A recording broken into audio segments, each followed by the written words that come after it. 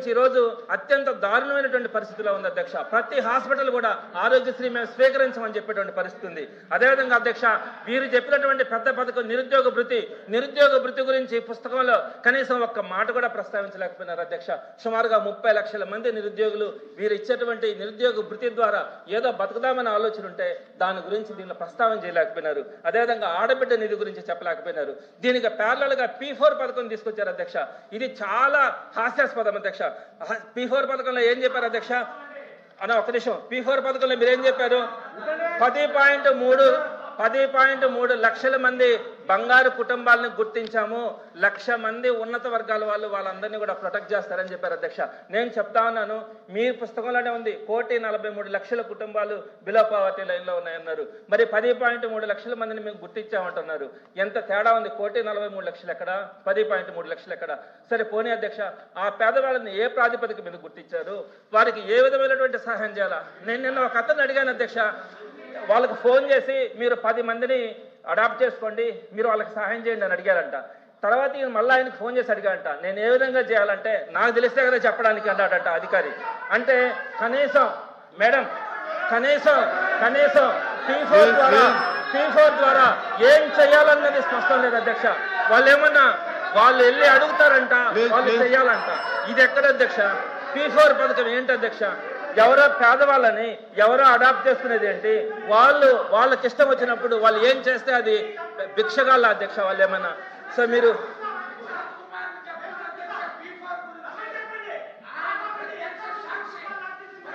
P4 తర్వాత ఉద్యోగస్తుల గురించి అధ్యక్ష. ఉద్యోగస్తులు ఎన్నో ఆశలతో వీళ్ళకి ఓట్లేస్తే ఈ రోజు PRC పరిస్థితి లేదు, DL పరిస్థితి లేదు, IR పరిస్థితి లేదు, బకాయిల పరిస్థితి లేదు. ఉద్యోగుల గురించి ఆ రోజు ఎంత ఆశతో వీళ్ళు ఓట్లు వేయించుకున్నారో, ఎన్ని మాటలు చెప్పారో, మీ బకాయిలన్నీ చెల్లిస్తాం, మీకు 30% PRC ఇస్తామని చెప్పినటువంటి పరిస్థితుల్లో వాళ్ళు ఓట్లేసిన తర్వాత ఈ రోజు ఉద్యోగస్తులు పట్టించుకునే పాపాన్ని పోవట్లేదు అధ్యక్ష. అదేవిధంగా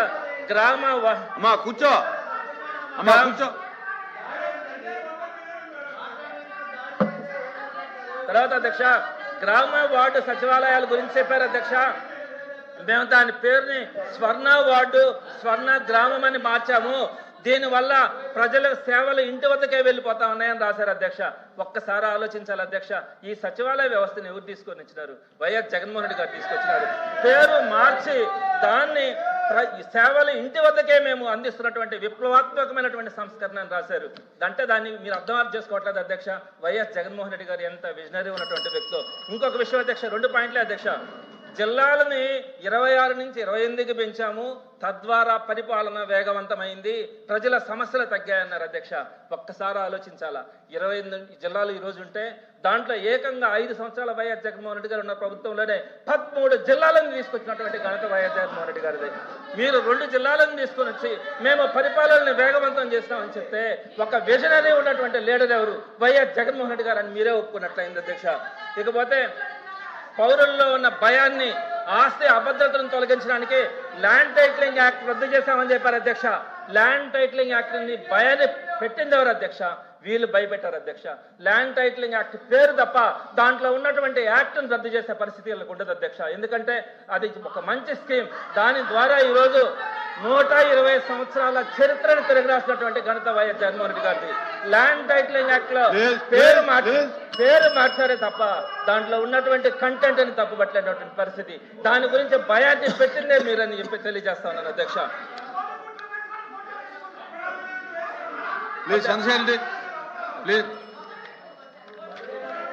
అధ్యక్ష చేస్తాను అధ్యక్ష. ఇంకా పోతే రెండోది అధ్యక్ష, నాడు నేడు ద్వారా ఒక అద్భుతమైనటువంటి రీఫార్మ్స్ అధ్యక్ష. ఈరోజు గవర్నమెంట్ స్కూల్స్ ని ఎంత చక్కగా ఎస్టాబ్లిష్ చేసినామో, 44,000 స్కూల్స్ ని ఈ రోజు దాంట్లో 3 అయిపోయింది అధ్యక్ష. ఒకే ఒక్క నిమిషం అధ్యక్ష. లాస్ట్ ఫేజ్ లో ఉన్నటువంటి స్కూల్స్ ని అర్ధాంతరంగా ఆపేసి దాంట్లో కనీసం ఒక్క ఇటుక కూడా పెట్టినటువంటి పరిస్థితి రోజు లేదు అధ్యక్ష. నాడు నేడుని అదేవిధంగా టీచర్స్ రిక్రూట్మెంట్ గురించి కూడా చెప్పారు అధ్యక్ష. ఎప్పుడెప్పుడు పాపాలు జగన్మోహన్ రెడ్డి గారు అన్ని కూడా క్రియేట్ చేసినటువంటి సార్ మెడికల్ కాలేజ్ ఇలా అనేకమైనటువంటి అబద్ధాలతో ఈ గవర్నర్ గారి ప్రసంగాన్ని పెట్టించినారు. కాబట్టి తప్పకుండా కూడా ప్రభుత్వం ఒక్కసారి పరిశీలించాలా. ఇలాంటి అబద్ధాలు కాకుండా వాస్తవాల్ని మనం ప్రజలకు చెప్పాలా. మనమేం చేసాం. ఒక్క నిమిషం రెవెన్యూ మినిస్టర్ మాట ఆ పదం అది అన్పార్లమెంటరీ, అది కరెక్ట్ గా మీరు రికార్డ్ లో తీసుకోకూడదు. అది మీరు చెక్ చేసుకోండి కావలిస్తే. సభ్యులు స్టాటిస్టికల్లీ ఏ రికార్డు లేకుండా ప్రతి ఒక్కటి కూడా అబద్ధం చెప్పడానికి చెప్పారు తప్ప ఏది కూడా ఇప్పుడు ఎల్ఓపి గారు చెప్పిన ఆ పర్సంటేజ్ వేగ్గా చెప్పారు. వీరు చెప్పిన ప్రతి అంశం కూడా చాలా వేగ్గా, అంటే ఇది మేము దీన్ని తప్పు చెప్పాలి అనే ఉద్దేశంతో చెప్పారు తప్ప please tell with statistical reports. ఇందులో చెప్పారు ఒకటి, ఓ సచివాలయంలో ఇలా వచ్చింది మాకు పేడ్ అని. తప్పకుండా అది పేడ్ అయి ఉండి ఆ ఆఫీసర్ తప్పు చేసి ఉంటే మేము సస్పెండ్ చేస్తాం. కానీ మీరు తెచ్చిన రిపోర్ట్ తప్పకుండా మీరు చేస్తారు చెప్పాలి. మీరు తప్పకుండా ఆఫీసర్ సస్పెండ్ చేస్తాము. అది అంటే మాకు ఏదన్నా ఒక్కటి చెప్పారు తప్ప ఏది చెప్పారు. ల్యాండ్ టైటిలింగ్ యాక్ట్ గురించి చెప్పారు, ఆ పేరు ఒకటే మార్చామని చెప్పి మేము మొత్తం యాక్ట్నే రద్దు చేశాము. దాంట్లో ఎవరైతే వాళ్ళ స్నేహితుల్ని వాళ్ళ అనువాయులు పెట్టుకుంటున్నారో వాళ్ళు ఎవరు రాకుండా ఉండే విధంగా ఈ రాష్ట్రంలో ప్రతి భూమిని వాళ్ళ హక్కుల్ని కాపాడే లక్ష్యంతో పనిచేస్తాను. అధ్యక్ష, please get with statistical report. Thank you. The House is adjourned to meet again at 10 a.m. on Friday, the 13th day of February 2026.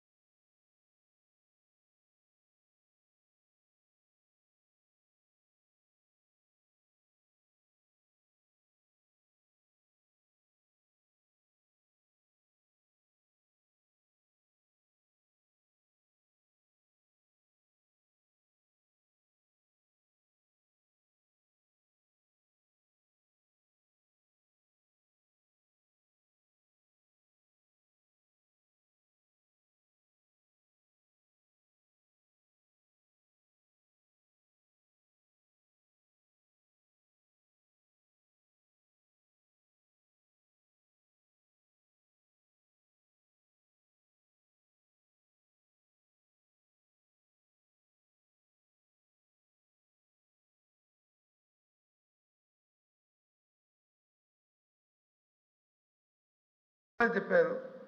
Governor గారు వచ్చి 15,000 రూపాయలు అందరికీ ఇచ్చాము, 65 లక్షల మందికి సబ్జెక్ట్ కరెక్షన్ నాకు చెప్పారు.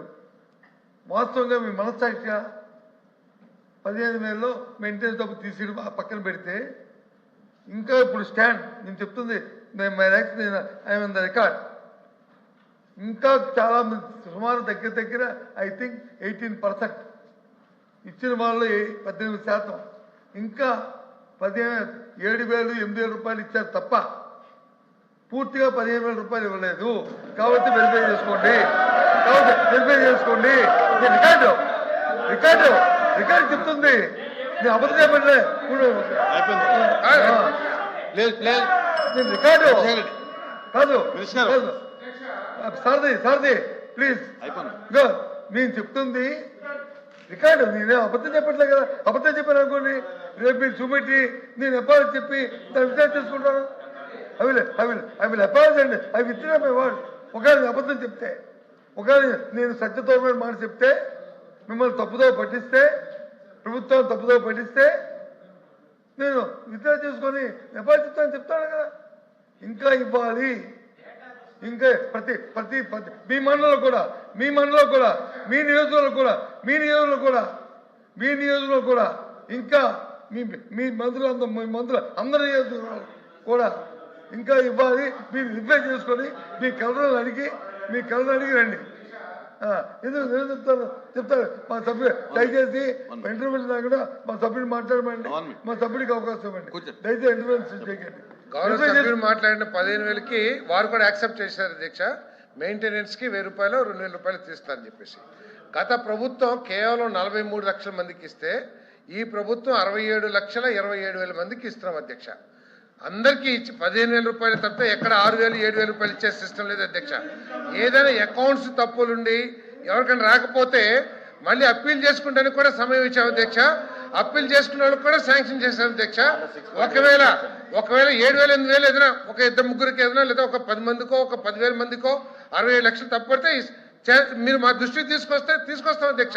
అంతేగాని స్కీమ్ మొత్తం 6,000 ఇస్తున్నారు, మీరు 15,000 ఎక్కడ ఇచ్చారు అని చెప్పేసి అది తప్పుతో పట్టిస్తాం అధ్యక్ష.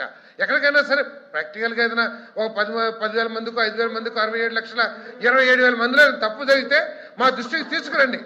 ఆఖరికి ప్రభుత్వం ఎవరికైనా సరే అర్హత ఉండి తల్లికి 100 రాకపోతే మీరు అప్పీల్ చేయండి, మీరు సచివాలయంలో అప్పీల్ చేయండి. అప్పీల్ చేసిన వాళ్ళకి కూడా ఇచ్చిన ప్రభుత్వం అధ్యక్ష. ఇది నేను చెప్పేది ఏంటంటే, నేను మనవి చేసేది ఏంటంటే, అన్ని కూడా 20,000 రూపాయలు ఇస్తే 20,000 రూపాయలు ఇవ్వలేదంటున్నారు. ఏది అధ్యక్ష? అన్నదాత సుఖీభావ ఇచ్చామధ్యక్ష. మీరు 14,000 ఇస్తే మీరు 15,000 ఇస్తారని చెప్పేసి 7,000 ఇచ్చి చేతులు ఎత్తేశారు. మేము 20,000 ఇస్తున్నాం. ఈ రోజు 20,000 రూపాయలు అన్నదాత సుఖీభావ, 6,000 రూపాయలు కేంద్ర ప్రభుత్వంతో కలిపి 14,000 రాష్ట్ర ప్రభుత్వం నుంచి ఇస్తున్నాం అధ్యక్ష. మీరు ఇచ్చింది 7,000 రూపాయలు. ఆ రోజు ఇచ్చింది 7,000 రూపాయలే. ఆఖరి 1,627 కోట్ల రూపాయలు ఈ రాష్ట్ర రైతులకు ఎగ్గొడితే దాన్ని ఇచ్చింది కూడా ఈ ప్రభుత్వం అధ్యక్ష. 6 నెలల వరకు కూడా రైతులకి బియ్యం డబ్బులు ఇవ్వకపోతే 24 గంటల్లో ఇస్తున్న ప్రభుత్వం ఈ ప్రభుత్వం అధ్యక్ష. 24 గంటల్లో షేమ్ మీరు పడాలా, సిగ్గు మీరు పడాలా. రైతన్నకి డబ్బులు ఎగ్గొట్టిన మీరు సిగ్గుపడాలా. మేం కాదు షేమ్ అవ్వాల్సింది, మేం కాదు. రైతుకి ధాన్యం కొని 6 నెలలు కూడా డబ్బులు ఇవ్వకుండా మీరు సిగ్గుపడాలా. మేము 24 గంటల్లో ఈ దేశంలో ఏ రాష్ట్రంలో కూడా డబ్బులు ఇవ్వలేదు అధ్యక్ష. 24 గంటల్లో డబ్బులు ఇచ్చే ప్రభుత్వం ఇది అధ్యక్ష. బాపట్లలో 50,000 టన్నులు కొంటే మా మంత్రి గారు దాదాపు 1,00,000 టన్నులు కొన్నారు. జిల్లా వైద్య వర్తిస్తాం మేము. మంత్రి గారు కొంచెం చంద్రశేఖర్ రెడ్డి గారు సార్ ప్లీజ్ కూర్చోండి, ప్లీజ్ కూర్చోండి.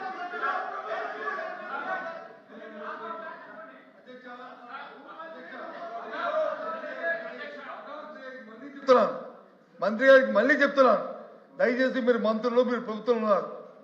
నేను చెప్పిన మాట అవాస్తవమైతే, సత్యదూరమైతే సభాసాక్షిగా నేను చెప్పడానికి తయారుగా ఉన్నాను అని చెప్తున్నప్పుడు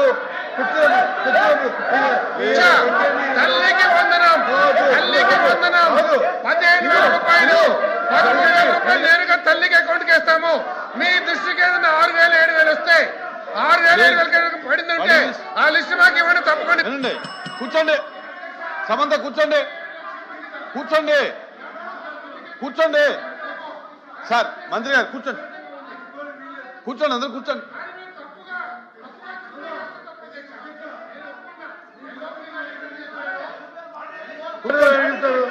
మాట్లాడదు, కూర్చోండి. ఎల్వైపీ గారు అయిపోయిన తర్వాత మాట్లాడు. దయచేసి లేదు, కూర్చోండి ప్లీజ్.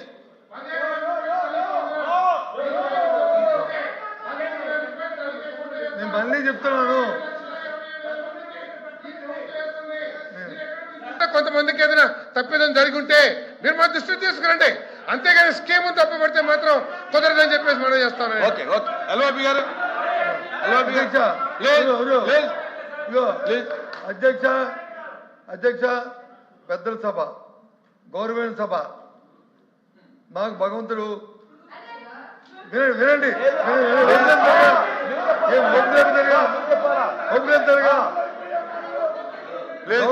కూర్చోండి. నాకు ఎల్వైపీ గారు మాట్లాడు, కూర్చోండి. మెంబర్స్ కూర్చోండి, మా పక్షానికి మెంబర్స్ కూర్చోవాలి. ఒక గౌరవించిన సభ. ఎల్వైపీ గారు మీరు మెంబర్స్ కూర్చోమని. కాబట్టి కూర్చోండి. కాబట్టి ఆ అధికారంతోనే ఆ ఇచ్చిన ఆ ప్రివిలేజ్తోనే ఈ సభలో నేను మాట్లాడతాను. అధ్యక్ష, మళ్ళీ చెప్తున్నాను, నేను సభను తప్పుతో పట్టించినట్టు అన్ని కానీ మీరు రుజువు చేస్తే నేను దానికి విచ్చుడయ్యి ఎప్పటి చెప్తానని మాట చెప్పాను. దయచేసి గుర్తుంచుకోండి.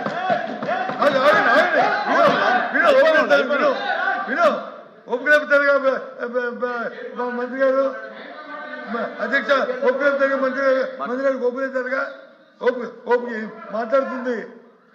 దయచేసి అధ్యక్ష, నేను చెప్తుంది ఏంటంటే, మాకు తెలుసండి, నేను 15 సంవత్సరాలు మంత్రిగా చదివితే ఇక్కడ మాట్లాడా. మీరు మాకు నీతులు చెప్పక్కలే, మాకు తెలుసు. సభా సాంప్రదాయం మాకు తెలుసు. మేము సభా సాంప్రదాయం ప్రకారం మాట్లాడతాం. దయచేసి అధ్యక్ష,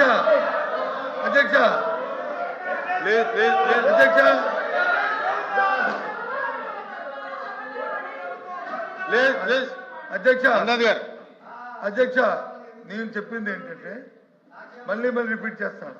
నేను చెప్పింది ఏంటంటే, సబ్జెక్టు క్వశ్చన్ నెంబరు, పర్సంటేజ్, ఇది మొత్తం మీరు ఇచ్చిన 60 లక్షలు ఎంత నెంబర్ చెప్పారు కదా, దాంట్లో సుమారు 15%, నాట్ 15 మంది, 15,000 కాదు, 15% అని సుమారు సబ్జెక్ట్ క్వశ్చన్ అంకి మీరు 18 సుమారు 18 సబ్జెక్ట్ క్వశ్చన్ అంకి మీరు మీ నియోజకవర్గంలో కానీ, మీ కలెక్టర్ కానీ, లేకపోతే మీ అధికారులు కానీ పిలిచి అడగండి. 7,000, 8,000 మాత్రం ఇచ్చారు. ఇంకా 8,000 ఇవ్వాలి. ఇది వాస్తవం,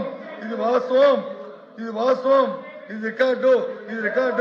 దయచేసి కాకపోతే చేయండి, పిలిపించండి అధికారులు అడగండి అని చెప్పండి. అంతేగాని చెప్పండి, అధికారులు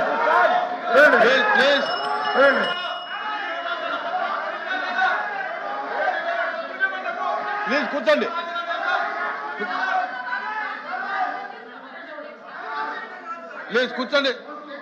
ప్లీజ్ అధ్యక్ష, అయిపోయింది. ఓకే అధ్యక్ష, మంత్రి గారు క్లోజ్ చేయండి.